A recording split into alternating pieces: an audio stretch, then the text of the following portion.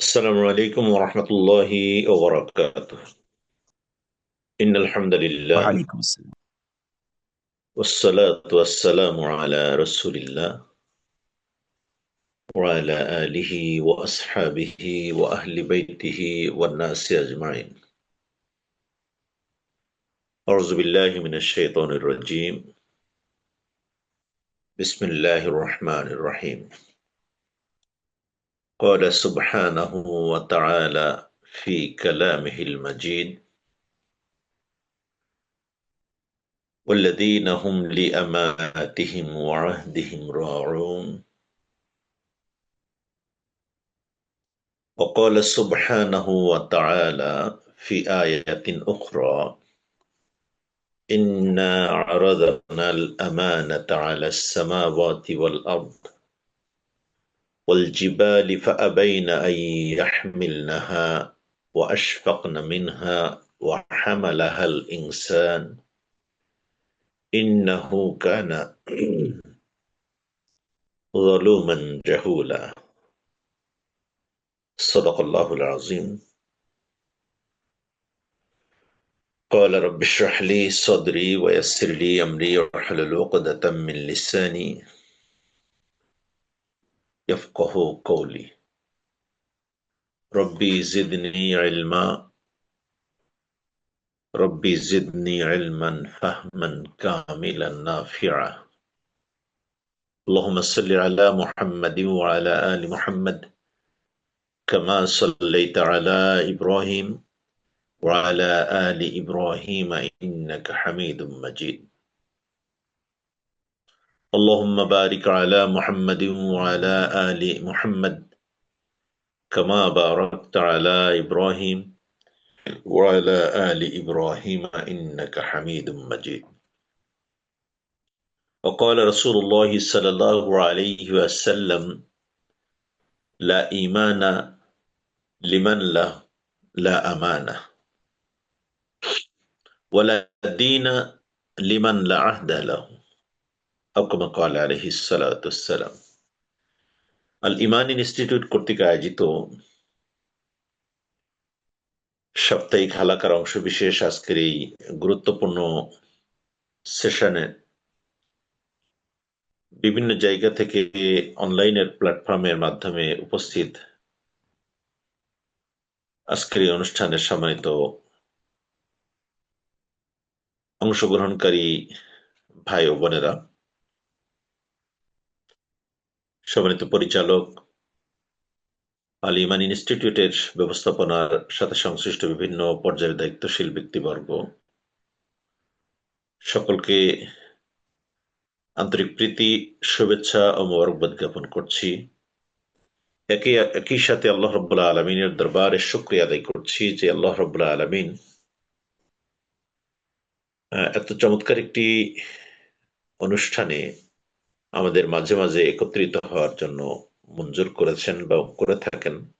তারই অংশবিশেষ আজকে এই শীতের সকালে সলাতুল ফজর আদায়ের মাধ্যমেই আমাদের দিনের যাত্রা শুরু হয়েছে। একই সাথে আজকের এই ইয়াউমুল জুমআ এর মতো গুরুত্বপূর্ণ একটি ফজিলাপূর্ণ দিনে অত্যন্ত সেন্সিটিভ এবং জীবন ঘনিষ্ঠ একটি বিষয় নিয়ে আমাদের আলোচনায় অংশগ্রহণ করার জন্য আল্লাহ রাব্বুল আলামিন আমাদেরকে মঞ্জুর করেছেন, এই জন্য শুকরিয়া আদায় করছি আলহামদুলিল্লাহ। রাসূলুল্লাহ সাল্লাল্লাহু আলাইহি ওয়াসাল্লামের শানে দুরূদ সালাম, যে রাসূলুল্লাহ সাল্লাল্লাহু আলাইহি ওয়াসাল্লাম আমাদেরকে অন্ধকারের দিকে ধাবমান একটি মানব সভ্যতাকে হাত ধরে টেনে নিয়ে সিরাতুল মুস্তাকিম তথা জান্নাতুল ফেরদাউসের দিকে আমাদেরকে ধাবমান করার জন্য আল্লাহ রাব্বুল আলামিনের পক্ষ থেকে আদিষ্ট হয়েছিলেন সে রাসূল সাল্লাল্লাহু আলাইহি ওয়াসাল্লামের শানে দুরূদ সালাম পেশ করে আমরা যথারীতি কোরআন ও সুন্নাহর আলোকে আমাদের জীবনের সাথে সংশ্লিষ্ট ওয়াদা এবং আমানতের কি গুরুত্ব আছে, ইসলাম আমাদেরকে এই প্রসঙ্গে কি শিখিয়েছেন, সে বিষয়গুলো নিয়ে আমরা একটু নিজেরা কিছু ইনফরমেশন একে অপরকে শেয়ার করতে চাই। যাতে আমাদের জীবন চলার ক্ষেত্রে এই বিষয়গুলোর ইম্পর্টেন্সিটা আমাদেরকে অনুধাবন করতে পারি এবং সে আলোকে আমরা আমাদের কাজগুলোকে গুছিয়ে নিতে পারি। সম্মানিত ভাই ও বোনেরা, আমার কথা নিশ্চয়ই শুনতে পাচ্ছেন মনে হয় আপনারা। হ্যালো। আলহামদুলিল্লাহ, ক্লিয়ার সাউন্ড, ক্লিয়ার আছে আলহামদুলিল্লাহ। ওকে। তো আমরা এমন একটি বিষয় নিয়ে কথা বলছি যে আমরা আমাদের জীবন আল্লাহ রাব্বুল আলামিন একটি স্বল্প সময়ের জন্য গিফট হিসেবে দান করেছেন। পৃথিবীর ইতিহাস পর্যালোচনা করলে দেখা যায় আমরা যে মহাবিশ্বের একটি ক্ষুদ্র অংশ পৃথিবী নামক জায়গায় বসবাস করছি, বিজ্ঞান তার গবেষণায় বলছে যে এই পৃথিবীর রানিং বয়স হলো 460 কোটি বছর ক্রস করছে। এই 460 কোটি বছর সময়ের ভিতরে যদি আমার জীবন 70-80 বছরের একটি জীবন প্রণালী আমরা আমাদের হিসাবের ভিতরে নিয়ে আসি, তাহলে একদিকে 460 কোটি বছর যদি রাখা হয় আর আমার জীবনের 70-80 বছর যদি এক সাইডে রাখা হয়, তাহলে হিসাব করলে ওই সময়ের তুলনায় আমার জীবনটা মাত্র কয়েক সেকেন্ড বা কয়েক মিনিটের বেশি হওয়ার কথা নয়। পক্ষান্তরে আমার যে জীবনটুকু আল্লাহ রাব্বুল আলামিন বরাদ্দ দিয়েছেন, এই বরাদ্দকৃত জীবনের সব অংশটুকুই আল্লাহ রাব্বুল আলামিনের কাছে জবাবদিহিতার অধীনে আসবে না। যেমন আমাদের জন্মের পর থেকে 8-10 বছর আমাদের যে বয়সটুকু থাকে, অর্থাৎ সাবালক আসার পূর্বে যে সময়টুকু আল্লাহ রাব্বুল আলামিন সেটা কনসিডারেশনের ভিতরে রেখেছেন। আবার বয়স যখন বৃদ্ধের দিক বার্ধক্যের দিকে পৌঁছে যায়, অসুখ বিসুখ হলে মানুষ অনেক সময় তার ওয়ার্কলেস হয়ে যায়, সেই সময়ের অনেক আমল আল্লাহ রাব্বুল আলামিন হালকা করে দিয়েছেন। আহ, তো এই মৌলিক কিছু টাইম আমাদের জীবনে, যে অশাবুন্নাশা ফি ইবাদাতিল্লাহ, যৌবন বয়সের ইবাদত, অর্থাৎ জীবনের গুরুত্বপূর্ণ সময়ের ইবাদত, কথা, কাজ, আমল, আখলাক সব বিষয়গুলোকে আল্লাহ রাব্বুল আলামিন খুব সেন্সিটিভলি গ্রহণ করেছেন। সামগ্রিকভাবে গোটা জীবনটাই আল্লাহ রাব্বুল আলামিন আমাদেরকে আমানত এবং নিয়ামত হিসেবে দান করেছেন। তো আমরা আজকে সেই বিষয়টা নিয়েই কিছু কথা আলোকপাত করতে চাই যে এই স্বল্প একটু সময়কে যদি আমরা গুরুত্বের সাথে আমার উপর অর্পিত আমানত, আমার ওয়াদা, আমার কথাবার্তা, আমার বিহেভিয়ার, এই সুন্দর একটু পরিচ্ছন্ন জীবন যদি আমরা গঠন করতে পারি, অনন্ত অসীম সময় আমাদের যে আল্লাহ রাব্বুল আলামিনের কাছে আমাদেরকে আবার ফিরে যেতে হবে, সেই জায়গাটা অনন্ত অসীম, যেই সময়ের যাত্রার সূচনা আছে কিন্তু ওই যাত্রার আর কোনো শেষ নাই, সেই একটি গুরুত্বপূর্ণ জায়গায় যাওয়ার আগে আমরা যদি সত্যিকার অর্থেই আমাদের আমলিয়াত জিন্দেগি, আমাদের আমানতের জিন্দেগি, আমাদের কথাবার্তার ওয়াদা, এই সামগ্রিক বিষয়গুলোর ভিতর থেকে কোরআন এবং সুন্নাহর বর্ণিত নীতির আলোকে অ্যাজ এ হিউম্যান বিইং আমরা এগুলোকে সুন্দরভাবে সাজিয়ে নিতে পারি, নিঃসন্দেহে আল্লাহ রাব্বুল আলামিন এর প্রতিদান হিসেবে আমাদেরকে দান করবেন। কারণ আল্লাহ রাব্বুল আলামিন কোরআনুল কারীমে উল্লেখ করছেন, সুম্মা লাতুসআলুন্না ইয়াওমাইযিন আনিন নাঈম, তোমাকে প্রদত্ত আমার পক্ষ থেকে যত ধরনের নিয়ামত ছিল, যত ধরনের আমানত আমি তোমাকে রেখেছিলাম, সে সম্পর্কে কিয়ামতের দিন কিন্তু আমি তোমাকে জিজ্ঞাসা করব। রাসূলুল্লাহ সাল্লাল্লাহু আলাইহি ওয়াসাল্লাম একটি হাদিসের ভিতরে উল্লেখ করছেন, নি'মাতান মাকবুদুন কাসীরুম মিনান নাস, মানুষের জীবনের সবথেকে দুইটা বিষয় নিয়ামত অত্যন্ত গুরুত্বপূর্ণ, অত্যন্ত প্রিয়, অত্যন্ত গুরুত্বপূর্ণ দুইটা নিয়ামত আমি আল্লাহ রাব্বুল আলামিনকে দান করেছি। তার এক নম্বর হলো আসেহা, শারীরিক সুস্থতা, অল ফেরাগ, অবসর সময়। মানুষের জীবনের সব থেকে ইম্পর্টেন্ট সময় হলো, মানে নিয়ামত হলো, আমানত হলো, যে আল্লাহ রাব্বুল আলামিন বলছে যে রাসূল সাল্লাল্লাহু আলাইহি সাল্লামের মাধ্যমে জানাচ্ছেন যে নিয়ামাতান, দুইটা নিয়ামত আমি মানুষকে খুব গুরুত্বপূর্ণ নিয়ামত দান করেছি। একটা হলো শারীরিক সুস্থতা, আর একটি হলো অবসর সময়। এই দুইটা জিনিসকে যে যত বেশি গুরুত্ব দিতে পারবে, তার সকল কার্যক্রম অত্যন্ত পরিষ্কার পরিচ্ছন্নভাবে সে এগিয়ে নিয়ে যেতে পারে। এই কারণেই ইসলাম এমন একটি জীবন ব্যবস্থা যেখানে মানুষের চরিত্র, সত্যবাদিতা, বিশ্বস্ততা, দায়িত্বশীলতা, আমানতদারিতা বিশেষভাবে গুরুত্ব পায়। ওয়াদা রক্ষা করা একজন মুমিনের জন্য এটা অত্যন্ত মৌলিক একটি বৈশিষ্ট্য। আসলে আমরা এই বিষয়গুলোকে বেস করেই সামনে কিছু কথা আপনাদের সাথে শেয়ার করতে চাই। আমি বরাবরের নাই আজকেও আমাদের ভাই বোনেরা যারা আমরা এখানে একসাথে মিলিত হয়েছি, আমি একটু রিকোয়েস্ট করব যদি আপনারা আপনাদের একটু ডায়েরি বা কোনো কিছু নিয়ে রাখতে পারেন, অথবা মোবাইলেও এই বিষয়গুলোকে পয়েন্ট আকারে নোট করে নিতে পারেন, তাহলে আপনাদের জন্য পরবর্তীতে এটাকে বেস করে আরো কিছু সংগ্রহ করলে একটি চমৎকার একটি আলোচনা তৈরি হয়ে যাবে, যেটা আপনারা নিজেরাও অন্য জায়গাতে কিছু কথাবার্তা অন্য কাছে এই দাওয়াতটা পৌঁছে দিতে পারবেন। প্রথমে আসেন আমরা কোরআনুল কারীম এর মাধ্যমে জেনে নেওয়ার চেষ্টা করে যে এই ওয়াদা সংশ্লিষ্ট বিষয় কোরআনুল কারীমে কোথায় কি কি বলা হলো। এ ব্যাপারে সূরা বনী ইসরাইলের 17 নম্বর সূরার 34 নম্বর আয়াতে আল্লাহ রাব্বুল আলামিন সেখানে উল্লেখ করছেন, আউফু বিল আহদি ইন্নাল আহদা কানা মাসউলা।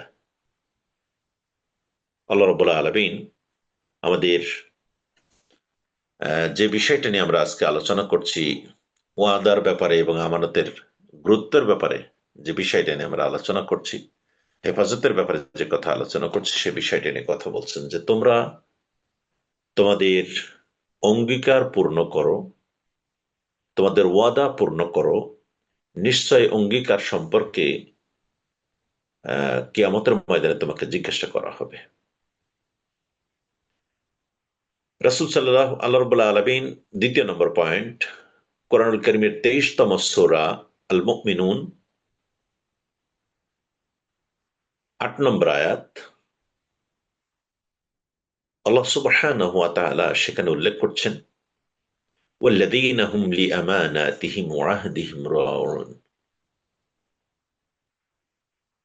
আর যারা তাদের আমানত ও অঙ্গীকার রক্ষা করেছে।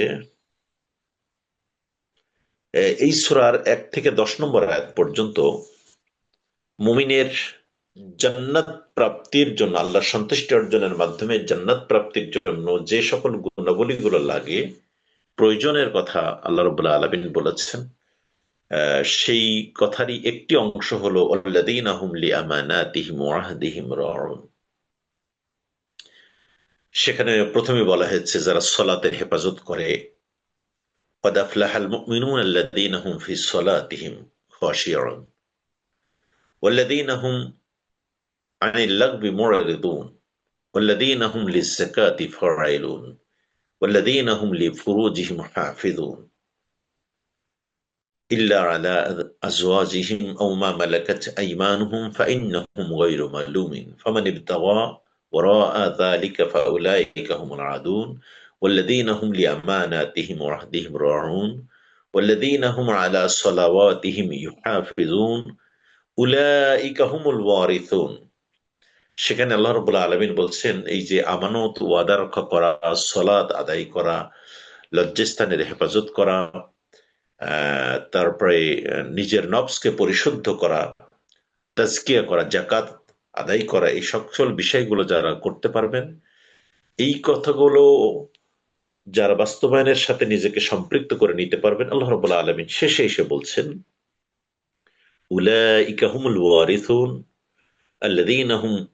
আল্লাযীনা ইয়ারিসুনাল ফিরদাউসা হুম ফিহা খালিদুন।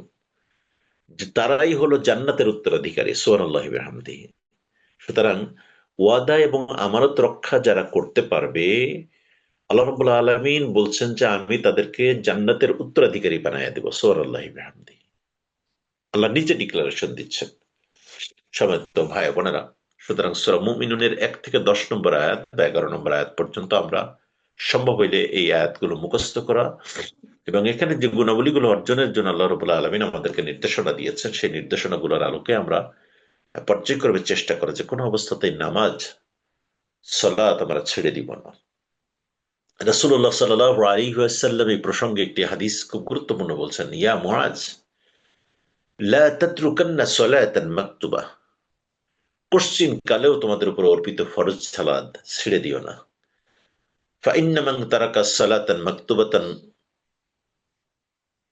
তোমাদের ভিতরে কেউ যদি তার উপর অর্পিত সালাত ছেড়ে দেয়, ফাকাদ বারিয়াত মিনহু যিম্মাতুল্লাহ, আল্লাহ রাব্বুল আলামিন তার উপর থেকে রহমতের, ইমানের যে রহমতের নূর দিয়ে তাকে ঢেকে রেখেছিলেন, এই রহমত থেকে, ইমানের এই রহমতের চাদরটা আল্লাহ রাব্বুল আলামিন তার উপর থেকে আস্তে করে তুলে নেন। অর্থাৎ সে তখন তার ইমানের হালতে থাকে না। সুতরাং ভাই বোনেরা, আমরা যারা আজকের এই আলোচনা শুনছি, আমরা চেষ্টা করব যে আমাদের এই আল্লাহ রাব্বুল আলামিনের পক্ষ থেকে দেওয়া নিয়ামত, যে আমানত আমাদের করে দিয়েছেন, সেটা আমরা রক্ষা করব। ফলশ্রুতিতে আল্লাহ রাব্বুল আলামিন বলছেন, ওয়াল্লাযীনা হুম লিআমানাতিহিম ওয়া আহদিহিম রাউন, এই কথাগুলো যারা আমরা বাস্তবায়ন করতে পারছি, আল্লাহ রাব্বুল আলামিন বলছেন, উলাইকা হুমুল ওয়ারিথুন, তারা জান্নাতের উত্তরাধিকারী হবে। আরেকটি পয়েন্ট নিয়ে আসতে পারি সূরা বাকারার ১৭৭ নম্বর আয়াত। আমি শুধুমাত্র আয়াত নম্বরগুলো আপনাদেরকে বলছি, সম্ভব হলে এই আয়াত নম্বরগুলো পরবর্তীতে আপনারা কোরআন হাদিস বের করে আয়াত এবং হাদিসগুলোকে আপনারা পরবর্তীতে অ্যাড করে নিতে পারবেন। আল্লাহ রাব্বুল আলামিন সেখানে উল্লেখ করছেন, ওয়াল মুফুনা বিআহদিহিম ইযা আহাদু, আর যখন তারা প্রতিশ্রুতি দেয় তা পূর্ণ করে। এরপরে আল্লাহ রাব্বুল আলামিন কোরআনুল কারীমের ১৬ নম্বর সূরা আন-নাহল এর ৯০ নম্বর আয়াত, এই আয়াতটি অত্যন্ত গুরুত্বপূর্ণ একটি আয়াত। সেখানে আল্লাহ রাব্বুল আলামিন যে কথা উল্লেখ করছেন, যে আল্লাহ রাব্বুল আলামিন তোমাদেরকে নির্দেশ করছেন, ইন্নাল্লাহা ইয়া'মুরু বিল আদলি ওয়াল ইহসান ওয়া ইতাই যিল কুরবা ওয়া ইয়ানহা আনিল ফাহশাই ওয়াল মুনকারি ওয়াল বাগি ইয়া'iদুকুম লাআল্লাকুম তাযাক্কারুন। আল্লাহ রাব্বুল আলামিন বলছেন, নিশ্চয় আল্লাহ রাব্বুল আলামিন তোমাদেরকে নির্দেশনা দিচ্ছেন, আদেশ করছেন, ইয়া'মুরুকুম, ইন্নাল্লাহা ইয়া'মুরু বিল আদলি, তোমাদেরকে ন্যায় নীতির ব্যাপারে আল্লাহ রাব্বুল আলামিন আদেশ করছেন, ওয়াল ইহসান, পরোপকারের ব্যাপারে তোমাদেরকে নির্দেশনা দান করছেন, ওয়া ইতাই যিল কুরবা, আত্মীয় স্বজনদের দান করার ব্যাপারে তোমাদেরকে হুকুম দিচ্ছেন, ওয়া ইয়ানহা আনিল ফাহশা, এবং তোমাদেরকে অশ্লীল ও নির্লজ্জতা ও দুষ্কৃতি এবং অত্যাচার বাড়াবাড়ি করতে নিষেধ করেছেন। ফাহশাই ওয়াল মুনকারি ওয়াল বাগি ইয়া'iদুকুম লাআল্লাকুম তাযাক্কারুন, আর তিনি তোমাদেরকে ওয়াজ করছেন, উপদেশ দিচ্ছেন, যাতে তোমরা সেখান থেকে শিক্ষা লাভ করতে পারো। সুতরাং এখানে ওই আয়াতটি খুবই গুরুত্বপূর্ণ। আপনারা নিশ্চয়ই খেয়াল করেছেন, যখন আমাদের ওলামায়ে কেরাম, খুতাবায়ে ইজাম যারা আছেন, জুমার খুতবা দিয়ে থাকেন, সেই সময় এই আয়াতটির মাধ্যমে খুতবার শেষ অংশের দিকে যায় যে আল্লাহ রাব্বুল আলামিন তোমাদেরকে এই মহৎ গুণাবলীগুলোর প্রতি নির্দেশনা দান করছেন। সম্মানিত ভাই বোনেরা, এরপরে আমরা এই আমানত এবং ওয়াদার সংরক্ষণের ব্যাপারে আমরা একটু সামনের দিকে চলে যাই। হাদিসের ব্যাপারে কি কি কথা পাওয়া যায় সে বিষয়টা নিয়ে আমরা সামনের দিকে যাওয়ার চেষ্টা করছি। বুখারী ও মুসলিম শরীফে এই যে আমানত ও ওয়াদা সংরক্ষণের ব্যাপারে যে কথাগুলো বলা হয়েছে, আমরা একটু একটু করে সামনের দিকে যাওয়ার চেষ্টা করি। এই আমানত এবং ওয়াদা সংরক্ষণ করা যেমন মুমিনের বৈশিষ্ট্য, এর ভঙ্গ করা হলো মুনাফিকের আলামতের ব্যাপারে। রাসূল সাল্লাল্লাহু আলাইহি ওয়াসাল্লাম বর্ণনা করেছেন, আন আবি হুরায়রা রাদিয়াল্লাহু তাআলা আনহু قال قال رسول صلى الله عليه وسلم آية المنافق ثلاث إذا حدث كذب, যখন সে কথা বলে মিথ্যা কথা বলে, ওয়াইদা ওয়াদা আখলাফা, যখন সে ওয়াদা করে সে মিথ্যা কথা বলে, মানে ওয়াইদা ওয়াদা আখলাফা, যখন সে ওয়াদা করে সে ওয়াদার খেলাপ করে, ওয়াইদা তুমিনা খানা, যখন তার কাছে কোনো জিনিসের আমানত রাখা হয় তখন সে আমানতের খেয়ানত করে।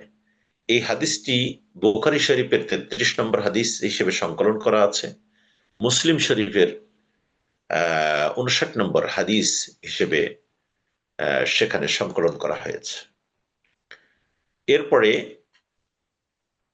এই ওয়াদা এবং আমানতের ভঙ্গের পরিণতির ব্যাপারে যেটা কি হইতে পারে সে ব্যাপারে আরেকটি হাদিসে মুসনাদ আহমদের 12,535 নম্বর একটি হাদিসের ভিতরে অংশবিশেষ এখানে উল্লেখ করা হয়েছে, লা ঈমানা লিমান লা আমানাতা লাহু,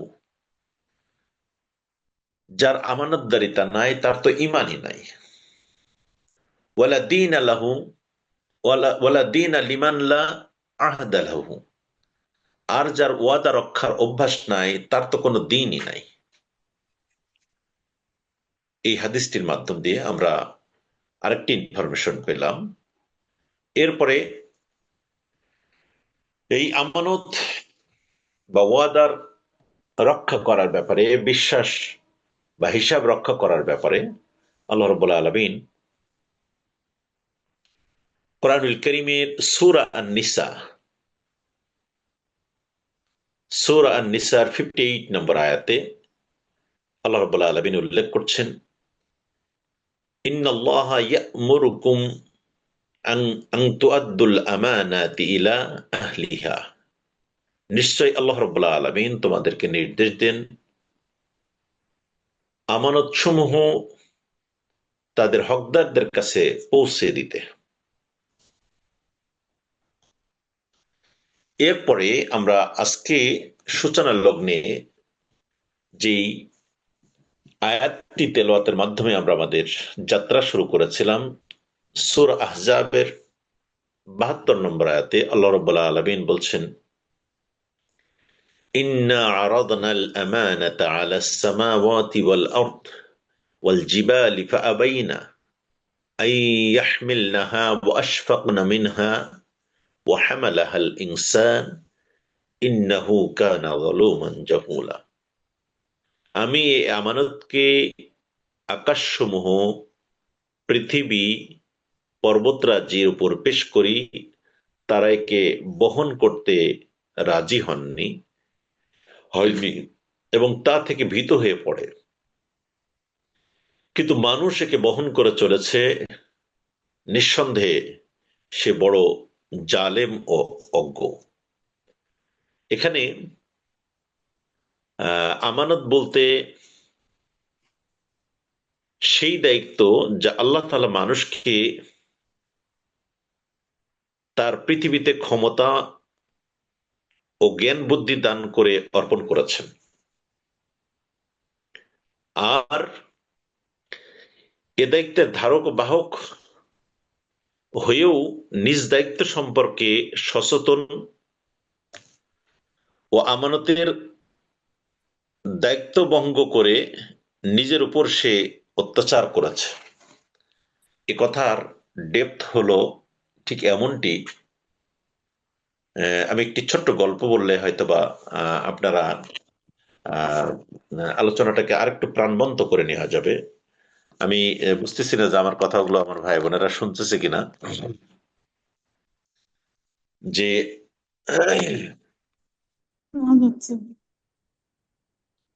আলহামদুলিল্লাহ একটি বিষয় আমি আপনাদের সাথে সামনে এখানে নিয়ে আসতে চাই, এই কথাটার, এই আয়াতের বিষয়টাকে আমাদের গুরুত্বের ব্যাপারে আমাদের সম্পদের গুরুত্ব, আমাদের জীবনের গুরুত্ব, আমাদের আমল আখলাকের গুরুত্ব, আমাদের কথাবার্তার গুরুত্ব, আহ এই বিষয়গুলোকে যদি আমরা আরেকটু সহজভাবে নিতে চাই, একজন কৃষক মাঠে চাষ করতে গেছে, খুবই অভাবী একটি পরিবার, কোনোভাবে সংসার চলে চলে না। তিনি চাষ করতে যেয়ে জমিন যখন নাঙল চাষ করছেন, এই নাঙল চাষ করতে করতে হঠাৎ করে একটি আহ স্বর্ণের খণ্ড, বেশ বড় একটি স্বর্ণের খণ্ড তার নাঙলের ফালের সাথে লেগে উঠেছে। তিনি এটা চকচক করছে দেখে এটা নিলেন। নেয়ার পরে এর গায়ে ধুলাবালি কাদা মাটি লাগা আছে, এটা ধোয়ার জন্য তিনি পাশে একটা খরস্রোতা নদী ছিল, সেই নদীর পাশে যে এটা ধুতে গেল। তো ধোয়ার পরেই হঠাৎ করে পানির একটি ঢেউ এসে হাতের যে স্বর্ণের খণ্ডটি পেয়েছিল সেই স্বর্ণের খণ্ডটি হাত থেকে পড়ে গেল, নদীর ভিতরে চলে গেল। প্রথমেই এই কৃষক আহ যখন পাওয়ার পরে, একদিকে অভাবী সংসার, অপরদিকে এত মূল্যবান একটি গুরুত্বপূর্ণ জিনিস সে পেল, পাওয়ার পরে এটা কেমনে সে সংরক্ষণ করবে, এই জন্য কৃষক বলা শুরু করলো, পাওয়ার থেকে না পাওয়াই তো ভালো ছিল। এভাবে বলতে বলতে একজন এসে বলছে কি হলো। যাই হোক, তো এরপরে কিছু সময় পরে সেটা ধুতে গেছে, ধোয়ার সময় যখন এটা হারিয়ে গেল, তখন সে বলা শুরু করলো, ধোয়ার থেকে না ধোয়াই তো ভালো ছিল। এখন এই ধোয়ার থেকে না ধোয়াই ভালো ছিল, এই কথা বলতে বলতে সে সে নাঙ্গল চাষ বাদ দিয়ে গরু এবং জোয়াল নিয়ে সে বাসায় যখন চলে এসেছে, একই কথা বলছে যে ধোয়ার থেকে না ধোয়াই ভালো ছিল, ধোয়ার থেকে না ধোয়াই ভালো ছিল, এইভাবে বলতেই আছে। স্ত্রী জিজ্ঞাসা করছে, আচ্ছা কি হলো, প্রতিদিনই তো মাঠে যাও, কিন্তু কোনোদিনই তো এইভাবে কথা বলো না, তা আজকে কি এমন হলো যে ধোয়ার থেকে না ধোয়াই ভালো ছিল? তো তিনি অনেক বাড়াবাড়ি করার পরে, অনেক চাপাচাপি করার পরে স্ত্রীকে বললেন যে একটা স্বর্ণের টুকরা পেয়েছিলাম, বেশ বড় একটা স্বর্ণের খণ্ড পেয়েছিলাম, তো এটা কাদার মাটি লেগেছিল, ধোয়ার জন্য নদীর কাছে নিয়ে গেল। পানির একটি ঢেউয়ের ঢেউ এসে হাত থেকে এটা পড়ে গেল, পড়ে যাওয়ার পরে আমি তো আর সেটার খুঁজে পাই নাই। এবার স্ত্রী বলা শুরু করলো, সোনার থেকে না শোনাই তো ভালো ছিল, সোনার থেকে না শোনাই তো ভালো ছিল। তা আমাদের এই ছোট্ট একটি গল্পের মাধ্যমে ঠিক এমনটি, যে আল্লাহ রাব্বুল আলামিন আমাদের যে আমানতটা দিয়েছেন, এই আমানতের যথাযথ মর্যাদা, যে নিয়ামত আমাদেরকে দিয়েছেন, এক হলো আমাদেরকে ইমানের নিয়ামত দিয়ে আল্লাহ রাব্বুল আলামিন ধন্য করেছেন। 2 নম্বর, আল্লাহ রাব্বুল আলামিন আমাদেরকে শারীরিক সুস্থতার নিয়ামত দিয়ে ধন্য করেছেন। 3 নম্বর, আল্লাহ রাব্বুল আলামিন আমাদেরকে আহ পরিবার পরিজনের ভিতরে সচ্ছলতার ভিতর থেকে আল্লাহ রাব্বুল আলামিন আমাদেরকে ধন্য করেছেন। অপরদিকে আল্লাহ রাব্বুল আলামিন আমাদেরকে শারীরিক সুস্থতা রেখেছেন, আমাদেরকে ইমানের নিয়ামত দান করেছেন। আল্লাহ রাব্বুল আলামিন আমাদেরকে মুমিনের যে বাউন্ডারি আছে সেই বাউন্ডারির ভিতরে নিয়ে এসেছেন, আমাদেরকে আরো শ্রেষ্ঠতম নিয়ামত দান করেছেন। যে আল্লাহ রাব্বুল আলামিন এই পৃথিবীর কোটি কোটি সৃষ্টির ভিতর থেকে আল্লাহ রাব্বুল আলামিন আমাকে বনি আদমের এই শ্রেষ্ঠত্বের মর্যাদা দান করেছেন। আল্লাহ রাব্বুল আলামিন কোরআনুল কারীমের সূরা বনি ইসরাইলের 70 নম্বর আয়াতে ঠিক এই কথাই বলেছেন, ওয়ালাকাদ কাররামনা বনি আদম, ও আদম আমি তোমাকে শ্রেষ্ঠতম মর্যাদার অধিকারী করেছি। সম্মানিত ভাই বোনেরা, আসলে আমরা আরেকটু সামনের দিকে চলে যাই। আমি লাস্টে কিছু ইনফরমেশন আপনাদের সাথে শেয়ার করতে চাই।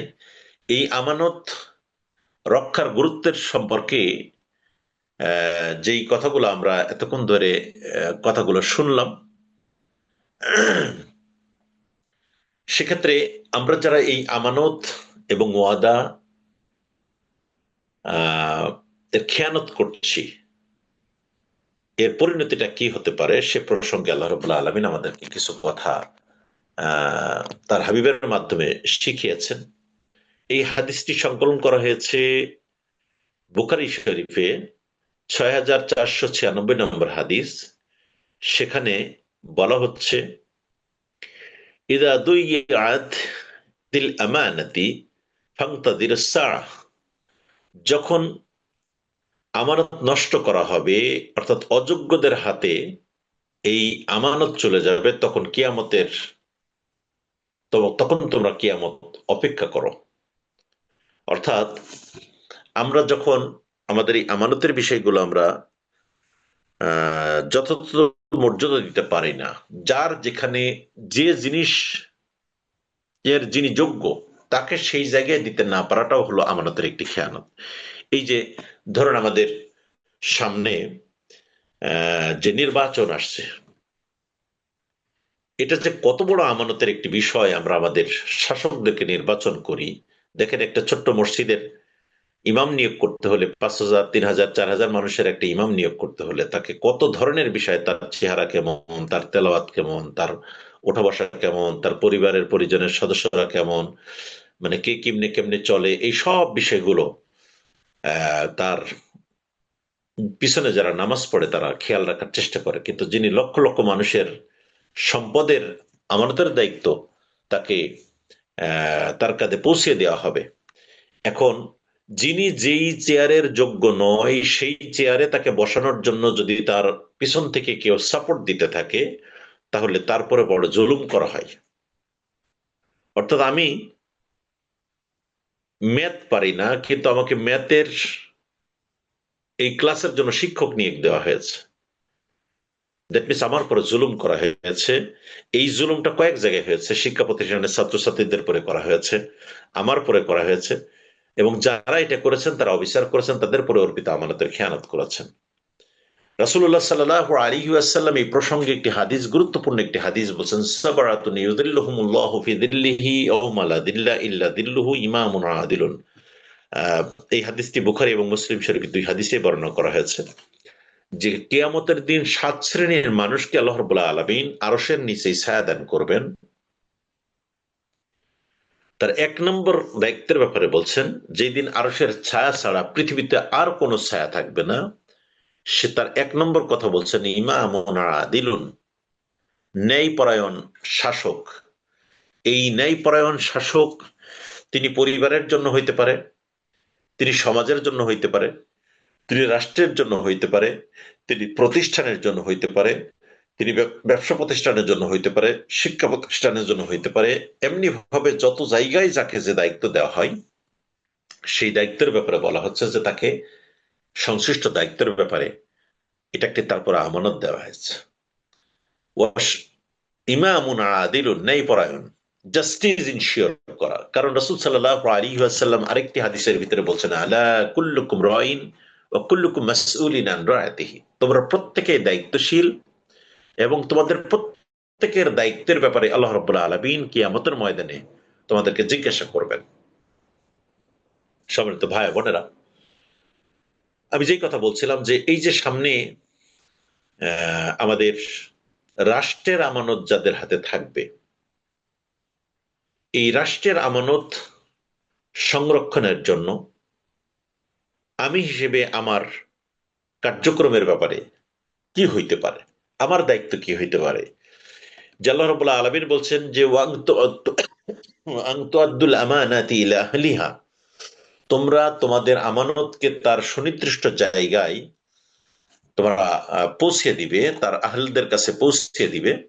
যে সেই আমানতের সেই জায়গাটায় আমরা এটা সংরক্ষণটা কেমনি কিভাবে করতে পারবো, যারা আমাদের আমানত এবং ওয়াদা সংরক্ষণের ব্যাপারে কাজ করতে পারবে। রাসূল সাল্লাল্লাহু আলাইহি ওয়াসাল্লামের এই হাদিসের আলোকে আরেকটি হাদিসের মাধ্যমে আসছেন, আলা কুল্লুকুম রাইন ওয়া কুল্লুকুম মাসউলিন আন রায়াতিহি, তোমরা প্রত্যেকেই দায়িত্বশীল এবং তোমাদের উপরে অর্পিত আমানতের ব্যাপারে কিয়ামতের দিন তোমাদের প্রত্যেকের কাছে জিজ্ঞাসা করা হবে। সুতরাং আমি যেই পরিবারের কর্তা, আমি যেই পরিবারের স্ত্রী, ওই পরিবারের প্রতিটি সম্পদ, আমার সন্তান, আমার হাজবেন্ড, আমার শ্বশুর শাশুড়ি, এদের সকলের সাথে আমার উপরে কি কি দায়িত্ব রয়েছে, আমার উপরে কি কি আমানত রয়েছে, কর্তব্য পালনের ব্যাপারে পরস্পর একে অপরের সহযোগিতা করা। রাসূল সাল্লাল্লাহু আলাইহি ওয়াসাল্লাম এবং কোরআন এবং সুন্নাহ থেকে আমরা এই মেসেজগুলো পেয়ে যাই যে আমাদের এই দায়িত্বগুলোর ব্যাপারে আমরা পরস্পর যেন সহযোগী হয়ে যাই। আমাদের পরিবারগুলো সত্যিকার অর্থেই এখন অনেকটা ঝুঁকির ভিতরে চলে এসেছে, যে যার যার পরে যে আমানতের দায়িত্ব রয়েছে, একজন স্ত্রীর পরে তার সংসার গোছানোর ক্ষেত্রে কি দায়িত্ব রয়েছে, একজন স্বামী তার পরিবারটাকে সুন্দরভাবে সচ্ছলভাবে পরিচালনা করার জন্য তার কি কি গুরুত্ব রয়েছে, এই প্যারালালি আল্লাহ রাব্বুল আলামিন আমাদেরকে দায়িত্ব দিয়েছেন। কারণ কোরআনুল কারীমে উল্লেখ করছেন ওয়াখালাকনাকুম আজওয়াজা, তোমাদেরকে আমি জোড়ায় জোড়ায় সৃষ্টি করেছি। এই সৃষ্টি করার অর্থ হলো যে প্রত্যেকেরই রেসপন্সিবিলিটির ব্যাপারে আল্লাহ রাব্বুল আলামিন 50-50 করে দিয়েছেন ক্ষেত্র বিশেষ। আমরা কোরআনের একটি আয়াত থেকে জেনে থাকি, রব্বানা আতিনা ফিদ দুনিয়া হাসানাতাও ওয়া ফিল আখিরাতি হাসানাতাও ওয়া কিনা আযাবান নার। অর্থাৎ আগে দুনিয়াতে এই হাসানা করতে পারলে ও আখিরাতে হাসানা, আখিরাতে হাসানা হবে। অর্থাৎ আমরা দুনিয়াতে যদি আমাদের উপর ওয়াদা, আমাদের আমানত, আমাদের চরিত্রের সংরক্ষণ, আমাদের কথাবার্তার সংরক্ষণ, আমাদের জিহ্বার সংরক্ষণ, আমাদের চিন্তার সংরক্ষণ, আমাদের হাতের সংরক্ষণ, আমাদের অন্তরের সংরক্ষণ, এই প্রত্যেকটি জিনিস আমাদেরকে আল্লাহ রাব্বুল আলামিন আমাদেরকে আমানত দিয়েছেন। আমাদের যে শারীরিক সুস্থতা রেখেছেন, এটা আমাদের জন্য আমানত।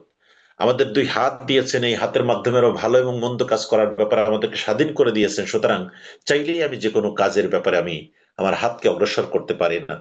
আমার চিন্তার আমানত, আমার দর্শনগত আমানত, প্রতিটা জিনিসের ব্যাপারে আল্লাহ রাব্বুল আলামিন বলছেন সুম্মা লাতুসআলুন্না ইয়াওমাইযিন আনিন নাঈম, তোমাকে প্রদত্ত সব নিয়ামত সম্পর্কে কিন্তু আমি জিজ্ঞাসা করব।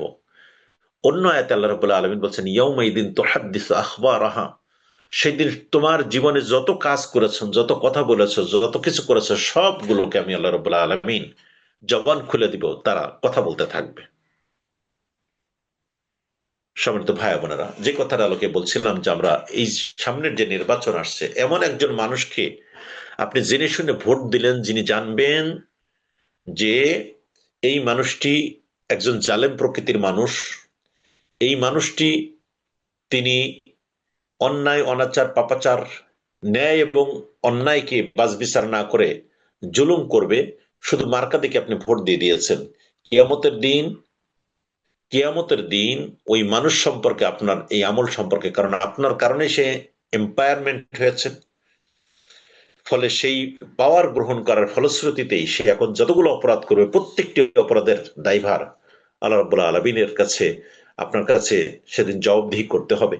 বিকজ হ্যাঁ, এমন হইতে পারে যে আপনি মনে করছেন যে অমুক ব্যক্তি দেখা দৃষ্টিতে সে দিনদার, আমলদার, আল্লাহ মানুষ, তাকে হয়তো আমি আমার ওপিনিয়নটা দিয়েছি, সমর্থনটা দিয়েছি, এরপরে সে খারাপ কাজ করেছে, ইয়া রাব্বুল আলামিন আমি তো জানতাম যে সে ভালো কাজ করবে, সেই মর্মে আমি দিয়েছি, কিন্তু এখন সে যে খারাপ কাজ করেছে, রাব্বুল আলামিন এই ভুলের জন্য তুমি আমাকে করো, এমনটি হইতে পারে। হয়তো ভুলের জন্য আপনাকে ক্ষমা করবে, কিন্তু জেনে শুনে যদি আপনি সমর্থন করেন, সে ব্যাপারে আল্লাহ রাব্বুল আলামিন আপনাকে জবাবদিহি করবেন। সম্মানিত ভাই বোনেরা, আসুন আমরা এবার আরেকটু সামনের দিকে যাওয়ার চেষ্টা করি, যে এই মুনাফিকের একটি গুণাবলীর ব্যাপারে বলা হয়েছে, তিনটা গুণাবলীর ব্যাপারে বলা হয়েছে, যে মুনাফিকের তিনটা গুণাবলী রয়েছে। একটা হলো আয়াতুল মুনাফিক সালাস, ইযা হাদ্দাসা কাযাবা, যখন সে কথা বলে মিথ্যা কথা বলে। মিথ্যা কথা সর্ব অবস্থায়, মিথ্যা বলা মহাপাপ আমাদের সমাজে একটি প্রচলিত কথা। শুধু মহাপাপ বলতে এটা শুধু মহাপাপই নাই, এটা মানুষের জীবনকে এমন ভাবে ধ্বংস করে দেয়, একটি আগুনের টুকরা যেমন একটি কাঠকে পুড়িয়ে শেষ করে দেয়, মিথ্যা একটা মানুষের জীবনের মূল অস্তিত্বকে নিঃস্ব করে দেয়। সুতরাং কোন অবস্থাতেই মিথ্যার সাথে সম্পৃক্ত হওয়া যাবে না। আল্লাহ রাব্বুল আলামিন এই ব্যাপারে সূরা আহজাবের 70 নম্বর আয়াতে খুব গুরুত্বপূর্ণ একটি কথা বলেছেন, ইয়া আইয়ুহাল্লাযীনা আমানুত্তাকুল্লাহ ওয়া কুলু কাওলান সাদীদা, সর্ব অবস্থায় তোমরা যারা ঈমান এনেছো, আল্লাহকে ভয় করেছো, সর্ব অবস্থায় সত্য কথা বলো। ওয়া কুলু কাওলান সাদীদা ইউসলিহ লাকুম আ'মালাকুম, 71 নম্বর আয়াত সূরা আহজাবের। আল্লাহ রাব্বুল আলামিন বলছেন ইউসলিহ লাকুম আ'মালাকুম, তিনি তোমাদের আমল সমূহকে সংশোধন করে দিবেন। যদি তুমি সতের পরে টিকে থাকতে পারো, ওয়াইয়াগফির লাকুম যুনুবাকুম, তোমাদের গুনাহসমূহ মাফ করে দিবেন। সুবহানাল্লাহি ওয়া বিহামদিহি। ওয়া মান ইউতিইল্লাহা ওয়া রাসূলাহু ফাকাদ ফাযা ফাওজান আযীমা। এবং যে ব্যক্তি আল্লাহ ও রাসূলের আনুগত্য করে সে বড় সাফল্য অর্জন করবে। তো এই কথা বলার পরেই এই ৭২ নম্বর আয়াতে আমাদের আমানত সম্পর্কে যে কথা বলা হয়েছে, যে আল্লাহ রাব্বুল আলামিন তোমাদের উপরে আমানত দান করেছেন, এই বিশ্বের লিডারশিপ আল্লাহ রাব্বুল আলামিন তোমাকে দিয়েছেন। ইন্নী জাআইলুন ফিল আরদি খলিফা। আল্লাহ রাব্বুল আলামিন বলছে আমি তোমাদেরকে আমার প্রতিনিধি করে এই পৃথিবীতে যত কোটি কোটি বিলিয়ন ট্রিলিয়ন প্রাণী আছে, গাছপালা, কীটপতঙ্গ, পশুলতা সবকিছু আছে, এর ভিতরে সবগুলোকে আমি আল্লাহ রাব্বুল আলামিন তোমাদের পরিচর্যা করার জন্য পরিচালক হিসেবে, আমার প্রতিনিধি হিসেবে তোমাদেরকে পাঠিয়েছি। সম্মানিত ভাই বোনেরা, ওয়াইদা ওয়াদা আখলাফা, দ্বিতীয় নম্বর কথা হলো যে ওয়াদা করলে খেয়ানত করে দেয়, ওয়াদার বরখিলাপ করে।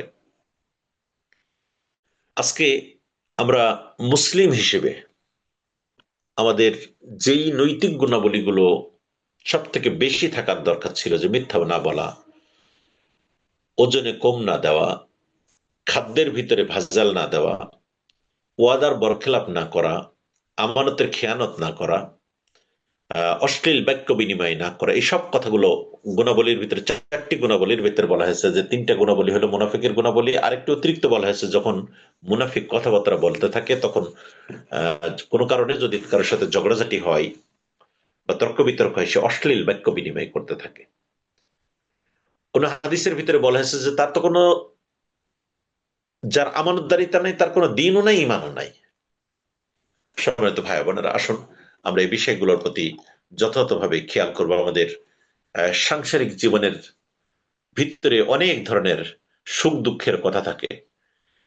সুখের কথা দুজন মানুষের সাথে বলা যায় অন্যদেরকে ইন্সপিরেশন দেওয়ার জন্য, কিন্তু দুঃখের কথাবার্তাগুলো বিভিন্ন মানুষের সাথে বলে হাজবেন্ডের বিরুদ্ধে গীবত, হাজবেন্ডের ব্যাপারে, স্ত্রীর ব্যাপারে হাজবেন্ড বাইরে যে দুজনে অন্য মানুষের কাছে গীবত, এই কাজগুলো করা কোন অবস্থাতেই কাম্য নয়। প্রতিটি মানুষের তার সন্তান, পরিবার, পরিজন, তার আত্মীয় স্বজন, এই সবগুলোকে মেনটেন করেই আমাদেরকে সামনের দিকে এগিয়ে যেতে হয়। সম্মানিত ভাই বোনেরা, তাহলে আমরা ইসলামের এই গুরুত্বপূর্ণ বিষয়ের ব্যাপারে কয়েকটি জিনিস আমরা একটু সামারি করে নিতে পারি। মুমিনের পরিচয়ের ভিতরে 1 নম্বর হলো, মুমিনের অন্যতম গুরুত্বপূর্ণ দায়িত্ব হলো যে সে আমানত এবং ওয়াদার সংরক্ষণ করবে। আর এটা যদি না করতে পারে তাহলে সমাজে সে অস্থিরতা সৃষ্টি করবে। সুতরাং এই অস্থিরতার জায়গা থেকে বেরিয়ে এসে আমাদেরকে, আমরা যদি এই আমানত এবং ওয়াদার যদি আমরা শিক্ষা গ্রহণ করতে পারি, তাহলে এই সমাজ একটি ব্যালেন্সফুল সমাজে পরিণত হয়ে যাবে। মিথ্যা পরিত্যাগ করা আমাদের জবানের আমানতের একটি গুরুত্বপূর্ণ দায়িত্ব। এরপরে ব্যবসা বাণিজ্য, পরিবার, রাষ্ট্র, সর্বক্ষেত্রে এই ওয়াদা, এই আমানত আমাদের জীবন চলার ক্ষেত্রে অত্যন্ত গুরুত্বপূর্ণ একটি কার্যকরী একটি বিধান। সর্বোপরি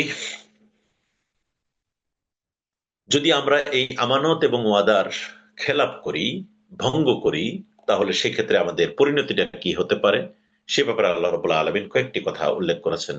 কোরআনুল কারীমে আল্লাহ রাব্বুল আলামিনের জবাবদিহিতার কথা বলেছেন, ইন্নাল আহদা কানা মাসউলা, যে যারা এই অঙ্গীকার পূর্ণ করবে না, রক্ষা করবে না, কিয়ামতের দিন আল্লাহ রাব্বুল আলামিন তাদেরকে জবাবদিহিতা করবেন। ইমানের দুর্বলতা ও ধ্বংস অনিবার্য হয়ে যায়, যার এটা হলো মুসনাদ আহমদের ১২,৫৩৫ নম্বর একটি হাদিস, লা ঈমান আলাহু লা ঈমান লিমান লা আমানা, যার ঈমান নাই, যার আমানতদারিতা নাই, তার কোনো ঈমান নাই। মুনাফিকের লক্ষণের ব্যাপারে আমরা একটু কথা শুনি। রাসূল সাল্লাল্লাহু আলাইহি ওয়াসাল্লামের জীবনে আমরা এর কয়েকটি বিষয় সামনে নিয়ে আসতে পারি।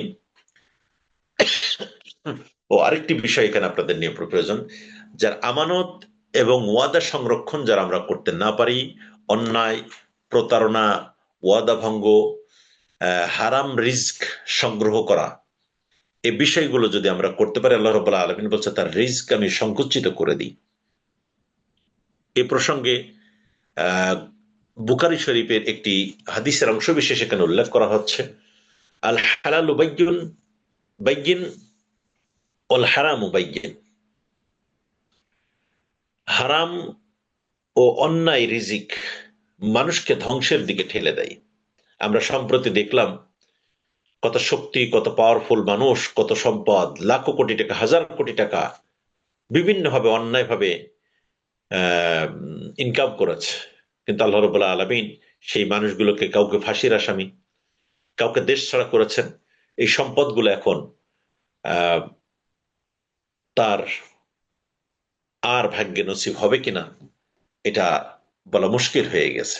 সম্মানিত ভাই বোনেরা, এই জন্য আখেরাতে আরেকটি বিষয় হলো এই ব্যাপারে আল্লাহ রাব্বুল আলামিন কিয়ামতের ময়দানে যে বলছেন সুম্মা লাতুসআলুন্না ইয়াওমাইযিন আনিন নাঈম, কিয়ামতের দিন এই নিয়ামত সম্পর্কে তাকে যে জিজ্ঞাসা করা হবে, সেই নিয়ামত তাকে যে প্রদান করা হয়েছিল সেই নিয়ামতের ব্যাপারে সে যথাযথভাবে যদি তার হক আদায় না করে, এ ব্যাপারে বুখারী শরীফের একটি হাদিস উল্লেখ করা হয়েছে, 1372 নম্বর হাদিস। অন্যায়, খেয়ানত ও মিথ্যার কারণে আল্লাহ রাব্বুল আলামিন ইয়াউমাল কিয়ামা তাকে কবরে অনেক ভয়াবহ আযাবের সম্মুখীন তাকে করবেন। এই কারণে আমরা আহ এই কাজগুলো থেকে আমরা যাতে বিরত থাকতে পারি, যে আল্লাহ রাব্বুল আলামিন যার কারণে আমাদের পরে তার ঘৃণার উদ্রেক হয় এমন কার্যক্রম থেকে আমাদেরকে বিরত থাকা আমাদের নৈতিক দায়িত্ব। রাসূল সাল্লাল্লাহু আলাইহি ওয়াসাল্লাম এবং সাহাবে আজমাইরের জীবন থেকে আমরা আমানত এবং ওয়াদার ব্যাপারে কিছু কথা জেনে নিতে পারি। রাসূলুল্লাহ সাল্লাল্লাহু আলাইহি ওয়াসাল্লামকে আল্লাহ রাব্বুল আলামিন আমাদের জন্য উসওয়ায়ে হাসানা, সর্বোত্তম অনুকরণীয় আদর্শ হিসেবে আল্লাহ রাব্বুল আলামিন আমাদেরকে দান করেছেন, সামনে উপস্থাপন করেছেন। সেই উসওয়াতুন হাসানার জীবন থেকে আমরা দুটো তিনটে পয়েন্ট একটু সামনে নিয়ে আসতে পারি। রাসূলুল্লাহ সাল্লাল্লাহু আলাইহি ওয়াসাল্লামকে নবুয়তি জিন্দেগি আসার পূর্বে, অর্থাৎ 40 বছর বয়স পর্যন্ত ওই সমাজের মানুষের, যখন ওই সমাজ ছিল অন্যায় অনাচার পাপাচারে পরিপূর্ণ, ঠিক সেই সময় রাসূলুল্লাহ সাল্লাল্লাহু আলাইহি ওয়াসাল্লামকে তারা তাদের জীবনের থেকে বেশি বিশ্বাস করতেন। বিকজ রাসূল সাল্লাল্লাহু আলাইহি সাল্লামের শত্রুদের আমানতের সংরক্ষণ করতেন। মক্কার কুরাইশরা যখন তার কট্টর শত্রু হয়ে গেল, তার জীবন নাশের জন্য হুমকি হয়ে গেল, একটি টাইমে যখন তিনি আর আহ অর্থাৎ ওহী নাজিল হওয়ার পরে আর যখন তিনি দাঁড়াতে পারলেন না, একটা পর্যায়ে আল্লাহ রাব্বুল আলামিন তাকে যখন হিজরত করার জন্য সিগন্যাল দিলেন, ঠিক সেই হিজরতের রাত্রেও তিনি তার বিছানায় হযরত আলী রাদিয়াল্লাহু তাআলা আনহুকে রেখে থাকতে বলেন এবং নির্দেশ দিয়ে গেলেন তার কাছে যে মানুষের যে আমানত গুলো রয়েছে সেই আমানত গুলো যেন তাদের কাছে পৌঁছিয়ে দেয়, ফিরিয়ে দেয়। সুতরাং শত্রুর কাছেও তার আমানত সংরক্ষিত থাকতো। রাসূল সাল্লাল্লাহু আলাইহি ওয়াসাল্লাম সেটাকে আমাদের সামনে অত্যন্ত চমৎকার ভাবে উসওয়ায়ে হাসানা হিসেবে উপস্থাপন করে গেছেন। হুদাইবিয়ার সন্ধির সময় রাসূল সাল্লাল্লাহু আলাইহি ওয়াসাল্লাম যে শর্তগুলো দিলেন, এই শর্তগুলোর ভিতরে একটি শর্ত ছিল মক্কা থেকে মদিনায়, মদিনা থেকে মক্কায় কেউ গেলে তাকে, মদিনা থেকে মক্কা থেকে মদিনায় কেউ গেলে তাকে ফেরত দিতে হবে, কিন্তু মক্কা থেকে কেউ মদিনায় গেলে তাকে ফেরত দেওয়া যাবে না। তো এই ব্যাপারে রাসূল সাল্লাল্লাহু আলাইহি ওয়াসাল্লাম যখন সাহাবারা মক্কা থেকে ঈমান গ্রহণ করার পরে যখন কিছু সাহাবী রয়ে গেছিলেন, রাসূল সাল্লাল্লাহু আলাইহি ওয়াসাল্লাম কিছু সাহাবীদেরকে নিয়ে চলে গেলেন। পরে যারা মক্কা থেকে মদিনায় যেত তাদেরকে আবার ফেরত দিতে দিতে হতো ওই চুক্তির কারণে। আল্লাহ রাব্বুল আলামিন এই বাস্তব দৃষ্টিতে মেনে নেওয়া অনেক কঠিন হলেও রাসূল সাল্লাল্লাহু আলাইহি ওয়াসাল্লাম কিন্তু সেদিন চুক্তি ভঙ্গ করেন নাই। এরপরে যখন আহ তিনি চুক্তি লিখবেন, এই লেখার জায়গায় আল্লাহ রাসূল মুহাম্মদ এই শব্দটি যখন লেখার জন্য তিনি কথা প্রস্তাব দিলেন, তখন বললেন আল্লাহ রাসূল শব্দটি লেখা যাবে না, শুধুমাত্র মোহাম্মদ লেখা যাবে। সাহাবা আজমাইন সেটা লেখার জন্য পিড়াপিড়ি করতে লাগলেন। রাসূল সাল্লাল্লাহু আলাইহি সাল্লাম অদূর ভবিষ্যতে এই হুদাইবিয়ার সন্ধি ইন্না ফাতাহনা লাকা ফাতহাম মুবিনা বিজয় হবে, আল্লাহ রাব্বুল আলামিন তাকে দেশে মেসেজ দিয়েছিলেন। এটা যেহেতু তিনি কমিট করেছেন, তারপরেও তিনি এই ওয়াদার এই জায়গা থেকে তিনি সরে আসেন নাই। এরপরে সাহাবে আজমাইনদের জীবনে আমরা কয়েকটি জিনিস একটু দেখে নিতে পারি যে হযরত আবু বকর রাদিয়াল্লাহু তাআলা আনহু, তারপরে আমানতের ব্যাপারে তিনি তিনি যে কথা বলেছিলেন খিলাফত গ্রহণের পর, তিনি ঘোষণা করলেন তোমাদের মধ্যে দুর্বল আমার কাছে শক্তিশালী যতক্ষণ না পর্যন্ত আমি তার অধিকার আদায় করে দিই, শক্তিশালী এবং আদায় করে দিই, এবং শক্তিশালী দুর্বল যতক্ষণ না আমি তার থেকে অন্যের হক নিয়ে নিই, এটি তার আমানত, এটা খেলাফতের সর্বোচ্চ নির্দেশ। অর্থাৎ রাসূল সাল্লাল্লাহু আলাইহি ওয়াসাল্লামের যে নির্দেশনার আলোকে তারা শিক্ষা গ্রহণ করেছেন, সেটা তিনি যথাযথভাবে পালনের ব্যাপারে চেষ্টা করেছেন। দুর্বলের প্রতি সহায় হওয়া, জালেমের প্রতি কঠিন হওয়া। রাসূল সাল্লাল্লাহু আলাইহি ওয়াসাল্লামের আরেকজন গুরুত্বপূর্ণ সাহাবী হযরত ওমর রাদিয়াল্লাহু তাআলা আনহু তার খেলাফতকালে খলিফা হওয়ার পর রাষ্ট্রীয় কাজে ব্যবহৃত প্রদীপ আলাদা রাখতেন। ব্যক্তিগত কাজে কথা বলতে হলে সরকারি প্রদীপ নিভিয়ে কথা বলতেন। অর্থাৎ এখানে একটি গুরুত্বপূর্ণ বিষয় আছে যে আমরা অনেক সময় আমাদের পরে যারা বিভিন্ন দায়িত্ব পালন করে থাকে, অনেক সময় দেখা যায় যে শিক্ষা প্রতিষ্ঠানের একটা গাড়ি আমাকে দান করা হয়েছে। এই শিক্ষা প্রতিষ্ঠানের গাড়ি আমি ব্যবহার করে আমার পারিবারিক বিভিন্ন কাজ করে যাচ্ছি, আমার তেলও সেখানে ব্যবহার হচ্ছে, শিক্ষা প্রতিষ্ঠানের পক্ষ থেকে দেওয়া ড্রাইভারও বা কোনো শিক্ষা প্রতিষ্ঠান, বিভিন্ন অফিসে যারা আমরা কর্মরত থাকি, আমার অফিসের কাজের বাইরেও আমি সরকারি বা সংশ্লিষ্ট প্রতিষ্ঠানের দায়িত্বের বাইরেও আমরা আমাদের এই কাজগুলোকে পার্সোনাল, পারিবারিক বিভিন্ন কাজে অনেক সময় ব্যবহার করে থাকি। এই বিষয়টা আমাদের অনেকভাবে খেয়াল করা উচিত। আমি আমার জীবনের দেখা একজন মন্ত্রীর একটা ঘটনা আমি দেখেছি, আমি নাম উল্লেখ করছি না, আল্লাহ তাকে শহীদ হিসেবে কবুল করুন। আমরা কোন একদিন তাদের সাথে মিটিং এ গেলাম। সকালে মিটিং শেষ করে যখন বেরিয়ে আসতেছি, এই বেরিয়ে আসার টাইমে ওনার ছেলে এসে বলল, আব্বু তুমি তো আমাকে স্কুলের সামনে দিয়েই যাবা, তো তোমার গাড়িতে আমাকে একটু যাওয়ার সময় নামিয়ে দিবে কিনা। তখন তিনি বলল, বাবা এই গাড়ি তো তোমার বাবার গাড়ি না, এটা হলো সরকারের গাড়ি, তেলও সরকারের, সুতরাং এই গাড়িতে তুমি যেতে পারবে না। তোমাকে পরে তখন উনি 20টা টাকা পকেট থেকে বের করে দিল, 10টা টাকা দিয়ে রিক্সায় করে তুমি স্কুলে যাবে, আর আসার সময় এই 10টা টাকা দিয়ে রিক্সা ভাড়া দিয়ে আসবে। অর্থাৎ রাষ্ট্রের সম্পত্তি বা প্রতিষ্ঠানের সম্পত্তি ব্যক্তিগত কাজে ব্যবহারের ক্ষেত্রেও ইসলাম আমাদেরকে সে নির্দেশনা দিয়েছেন। অর্থাৎ আমার উপর অর্পিত যে দায়িত্বগুলো রয়েছে সে ব্যাপারে আমাদেরকে আল্লাহ রাব্বুল আলামিনের কাছে জিজ্ঞাসা করতে হবে।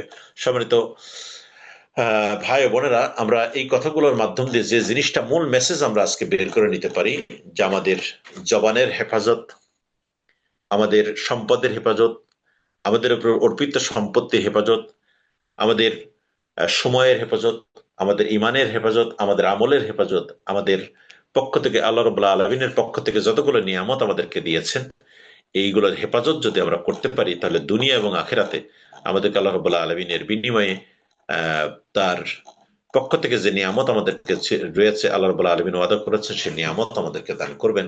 এই বিষয়গুলোকে আমরা আমাদের আমলিয়াত জিন্দেগির ভিতরে রাখতে পারি। আল্লাহ রাব্বুল আলামিন আমাদের সকলকে কবুল করেন, আমিন। আসসালামু আলাইকুম ওয়া রাহমাতুল্লাহি ওয়া বারাকাতুহু।